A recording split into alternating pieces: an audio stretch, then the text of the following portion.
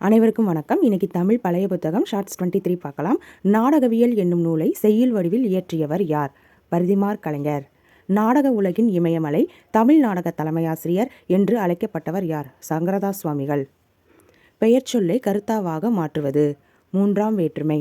ஞாயிறு போற்றுதும் ஞாயிறு போற்றுதும் என ஞாயிற்றை போற்றியவர் யார்? இளங்கோவடிகள். வான்வெளியில் உள்ள மிகப்பெரிய விண்மீன் எது? ஞாயிறு. விகார புணர்ச்சி எத்தனை வகைப்படும்? 3. முடியரசனின் பூங்கொடி என்னும் காவியத்திற்காக டேஷாம் ஆண்டு தமிழக அரசு பரிசு வழங்கியது? 1966. மதுரையில் உலகத்தமிழ் மாநாடு நடைபெற்ற ஆண்டு? ஜனவரி 1981. பிறமொழிச் சொற்கள் தமிழில் கலப்பதனால் தமிழின் இனிமை குறைகிறது என்று கூறியவர் யார்? வேதாச்சலம். மிருதங்கம் வாசிப்பதனை நகைச்சுவையுடன் கூறியவர் யார்? அழகிய சொக்கநாத புலவர். Okay, thank you friends.